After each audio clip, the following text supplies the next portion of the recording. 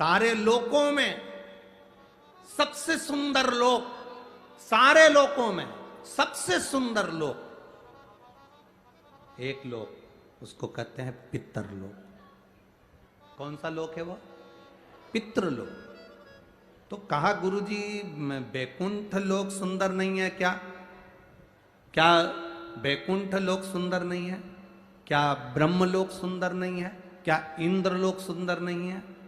ये तो दुनिया के लोगों ने पितरों को हवा बनाकर रखा है कि पितर बेचारे रुष्ट हो जाएंगे, पितर हमको अपशब्द कहेंगे, पितर हमसे नाराज हो जाएंगे, पितर शरीर में आने लगेंगे, पितर ऐसा कर देंगे, पितरों को भूत कह देते हैं, पितर को ये कह देते हैं, जो मन पड़ता है लोगों का। बहुत सारे लोग अपनी अपनी पीठ पे बैठकर, अपनी अपनी व्यास पीठ पर बैठकर ना जाने पितरों के लिए क्या क्या कह देते हैं।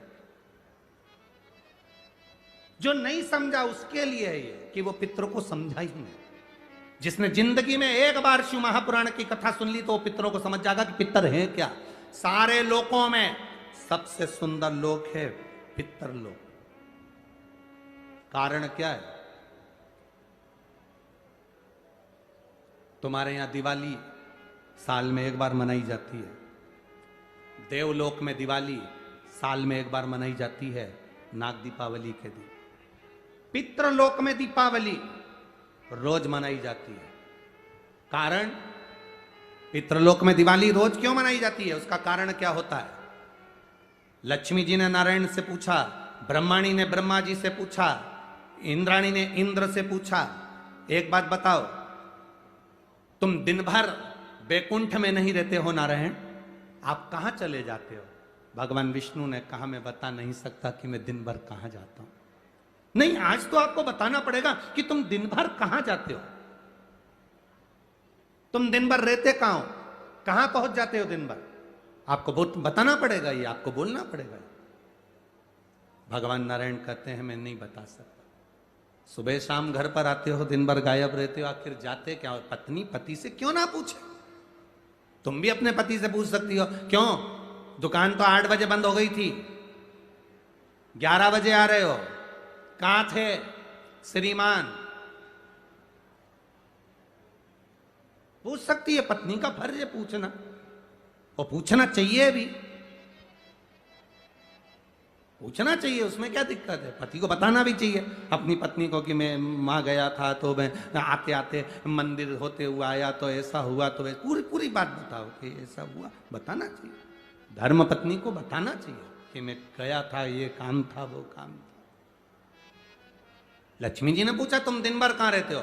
भगवान विष्णु ने कहा, मैं बता नहीं सकता, बताना पड़ेगा। तब नारायण ने कहा, फिर नारायण बोले, नारायण ने कहा कि देखो लक्ष्मी, बात ऐसी है कि पितृलोक इतना सुंदर लोक है, इतना सुंदर लोक है कि जहां जितने पितर निवास करते हैं उनके घर का कोई व्यक्ति अगर कथा सुनने जाता है, मंदिर जाता है, अगरबत्ती लगाता है, दिया लगाता है, या पूजन आराधना करता है, या भूलवश भी कहीं भगवान की कथा में जाकर बैठ जाता है, जितनी देर उसके घर का व्यक्ति कथा में बैठता है, नारायण कहते हैं उतनी देर मैं उसके घर के पितरों के कंधे पर हाथ रखकर कथा को श्रवण करता हूं।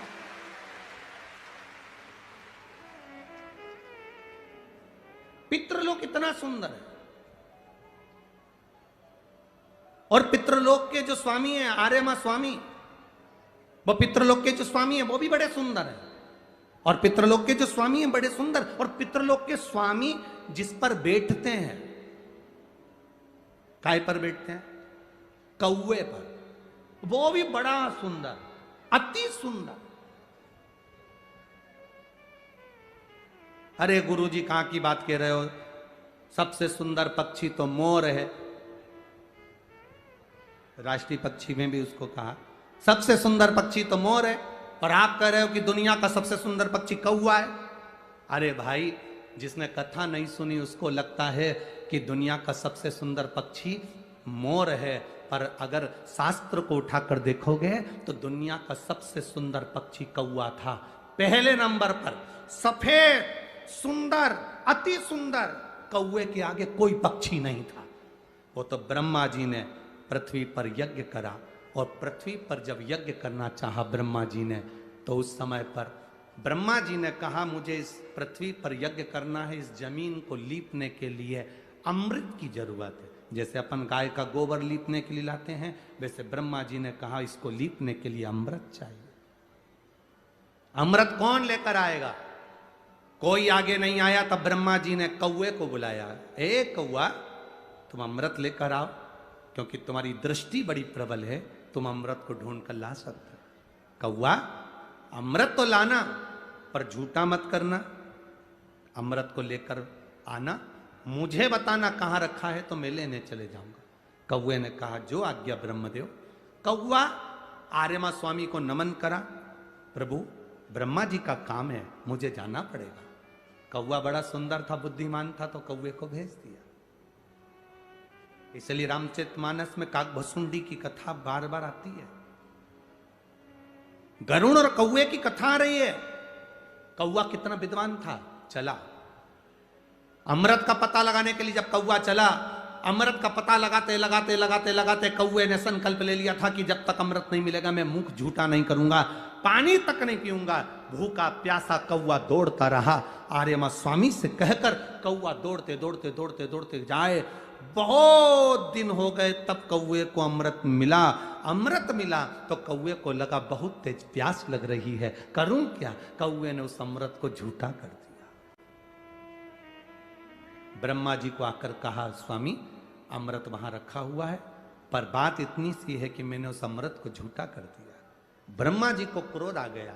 ब्रह्मा जी ने कहा रे कौवे, तू सफेद होकर सुंदर होकर तूने ऐसा काला काम कर दिया, ऐसा बेकार काम करा, तूने अमृत को झूठा करा और ऐसा काला काम तूने करा। मैं तुझे श्राप देता हूं कौवे, तू गोरे से काला हो जाएगा। तूने अमृत को झूठा करा, इसलिए तेरी वाणी कर्कश हो जाएगी, तेरी वाणी कर्कश हो जाएगी। अमृत को कौवे ने झूठा करा था, इसलिए सारे पक्षी जल्दी मरते हैं, पर कौवा इतनी आसानी से नहीं मरता। कौवा इतनी आसानी से नहीं मरता। सारे पक्षी जल्दी मरते हैं, पर कौवा आसानी से नहीं मरता। तेरी वाणी कर्कश होगी तो काला होगा। सुंदर कौवा काला हो गया। आर्यमा स्वामी ने देखा कि मेरा कौवा मैं जिस पर बैठता हूं ये काला हो गया। आर्यमा स्वामी ने ब्रह्मा जी से कहा आप क्या चाहते थे?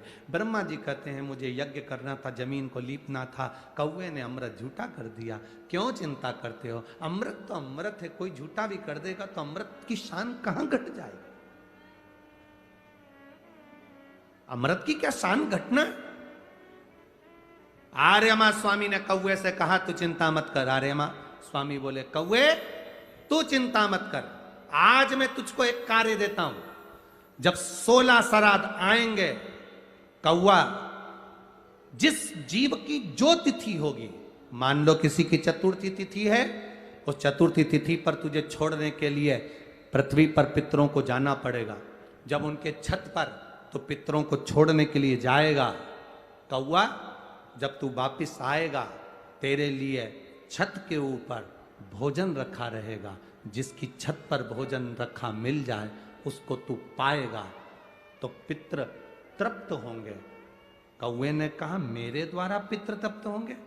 कौवा नहीं, जब पितर वापिस आएंगे, पितृलोक में रहेंगे, उनको 1 वर्ष के अंदर जब भूख लगेगी, तब कौवा तू अपनी चोंच में उनकी छत से जो भोजन लेकर आएगा, अपनी चोंच से निकालकर उन पितरों को देगा, जिससे उनका कल्याण होगा और वो आशीर्वाद प्रदान करेगा।